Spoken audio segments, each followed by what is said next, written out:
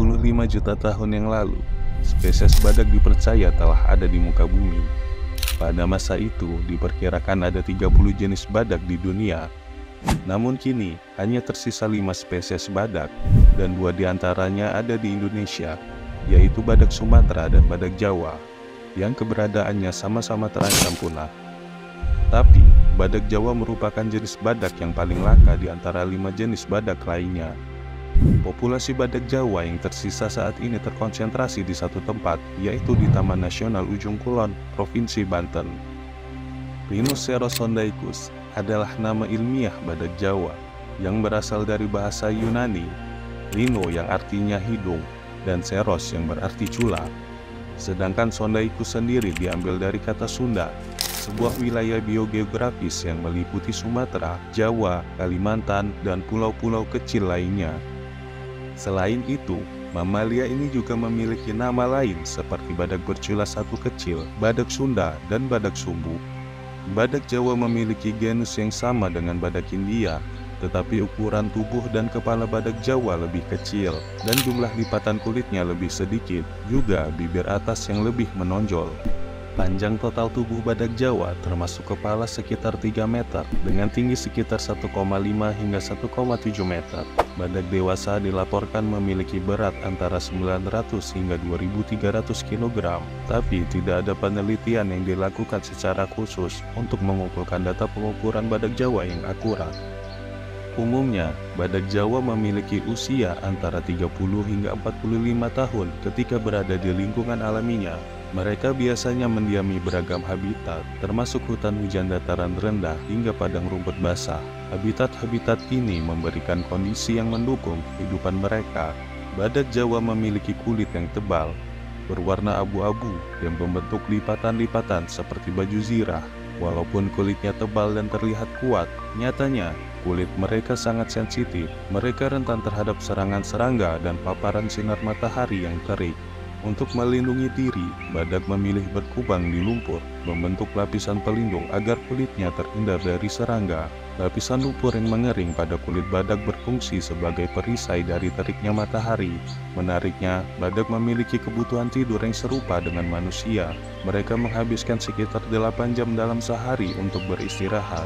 Badak Jawa hanya memiliki 1 cula, berbeda dengan spesies lain yang memiliki 2 cula. Cula ini merupakan yang paling kecil di antara semua jenis badak, dengan panjang rata-rata antara 20 hingga 27 cm.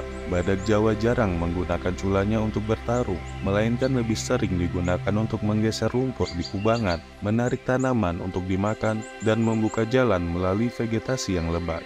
Selain itu, cula badak terbuat dari keratin, bahan yang juga menjadi komponen utama pada kuku dan rambut, dan telah terbukti secara ilmiah bahwa cula badak tidak memiliki khasiat apapun. Tidak seperti mitos pengobatan yang menggunakan cula badak yang membuat perburuan cula badak semakin marak. Di pasar gelap, cula badak merupakan komoditi yang lebih mahal dari berlian. Perburuan cula badak merupakan salah satu penyebab berkurangnya populasi badak yang berpengaruh besar. Dalam beberapa tahun terakhir, hasil sensus badak di Ujung Kulon menunjukkan peningkatan jumlah badak. Beberapa tangkapan kamera menunjukkan gambar anak badak yang bersama induknya. Meskipun demikian, tingkat reproduksi badak Jawa cenderung lambat. Betina melahirkan hanya 1 anak dalam rentang 4 hingga 5 tahun setelah mengalami masa kehamilan selama 15 hingga 16 bulan. Badak Jawa termasuk hewan herbivora yang menyantap berbagai jenis tumbuhan, terutama tunas, ranting, daun muda, dan buah yang telah jatuh. Dan badak Jawa diperkirakan mengonsumsi sekitar 50 kg makanan setiap harinya. Salah satu tantangan utama di Ujung Kulon adalah persaingan pakan antara badak Jawa dan banteng, karena keduanya memiliki jenis pakan yang serupa. Selain itu, penyebab lain yang membuat berkurangnya pakan badak Jawa adalah penyebaran palma langkap yang bersifat invasif. Tanaman ini sejenis aren yang secara cepat berkembang biak di hutan rawa dan dataran rendah melalui biji yang disebar oleh musang. Langkap telah mengganti vegetasi yang menjadi sumber makanan bagi badak, dan diperkirakan sekitar 30% dari wilayah Semenanjung Ujung Kulon telah terinvasi oleh langkap. Saat ini, belum ada metode yang efektif untuk menghambat pertumbuhan langkap. Secara alami, badak Jawa tidak memiliki predator kecuali dari ancaman pemburu. Badak Jawa dewasa tidak memiliki musuh dari hewan pemangsa. Umumnya, badak Jawa cenderung menghindari manusia, namun dapat mengambil sikap agresif jika merasa terganggu. Karena perilaku hidup badak Jawa yang soliter di hutan yang lebat dan kelangkaannya, penelitian mengenai badak Jawa masih terbatas dibandingkan dengan satwa lain. Peneliti menggunakan kamera dan analisis sampel kotoran untuk memantau kesehatan dan perilaku mereka.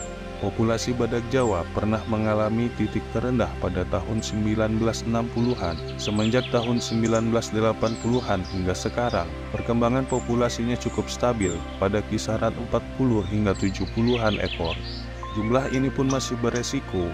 Idealnya, agar terhindar dari kepunahan, sebaiknya ada lebih dari 500 individu yang bertahan di habitat alaminya dengan sebaran yang lebih luas.